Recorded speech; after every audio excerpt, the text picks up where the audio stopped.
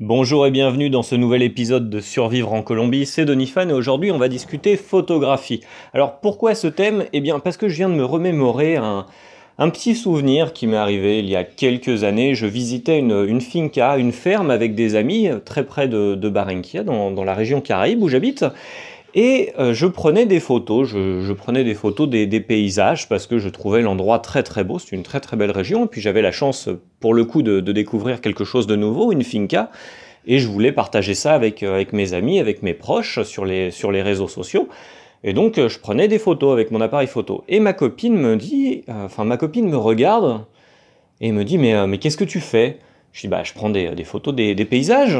Et là elle me regarde et me dit mais c'est complètement idiot ce que tu es en train de faire, ça sert à rien de faire une photo si tu n'apparais pas sur la photo. Alors déjà, je me suis senti un peu bête parce que elle me parlait comme si j'étais à moitié débile. Et en fait, à partir de ce moment-là, je me suis rendu compte que les Colombiens ne prenaient jamais de photos sans apparaître dessus. C'est-à-dire qu'ils ont déjà une très grosse culture du selfie, ils se prennent en photo eux-mêmes, tout seuls, mais de toute façon, ils ne vont jamais ou presque jamais prendre une photo de paysage, prendre en photo un monument, prendre en photo un animal ou quelque chose comme ça. Il faudra forcément qu'ils se prennent en photo devant. Et si tu regardes les réseaux sociaux, les comptes Facebook, les comptes Instagram, etc. des Colombiens, tu t'en rendras compte tout de suite. Ils apparaissent sur la grande majorité de leurs photos et il n'y a pas de photos de plages vierges ou de forêts ou de monuments parce que ce n'est pas leur façon de pratiquer, ce n'est pas leur façon de prendre des photos.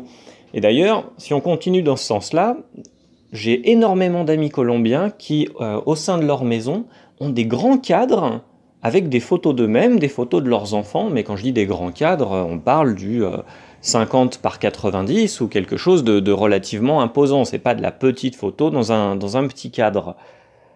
Et donc voilà, c'est quelque chose qu'il faut savoir, et d'ailleurs ça me fait encore penser à autre chose. Je suis rentré en France il y a quelques mois, je suis rentré en France en juin 2017, et je me suis rendu compte au moment de faire des réunions professionnelles, de faire des repas professionnels, etc., qu'il y a quelque chose que les Français ne font pas, que les Colombiens font beaucoup, en tout cas les Colombiens que moi je côtoie, c'est de prendre des photos à chaque fois qu'ils réalisent une activité professionnelle ou une activité sociale. C'est-à-dire que par exemple, ici sur Barranquilla, à chaque fois que je fais un repas professionnel ou que je me réunis avec des collègues pour parler travail, pour parler boulot, il y a toujours un moment où ils sortent leur téléphone portable et ils font un selfie de tout le monde autour de la table de réunion, où ils font un selfie de tout le monde au moment du repas ou quelque chose comme ça pour le partager sur WhatsApp, pour le partager dans leur groupe WhatsApp avec leurs autres collègues. Et c'est quelque chose de normal. Et la dernière fois que j'étais en France, eh bien, j'ai eu l'impression d'un vide au moment où j'étais en train de faire de passer un petit moment, un dîner avec des collègues d'autres universités françaises.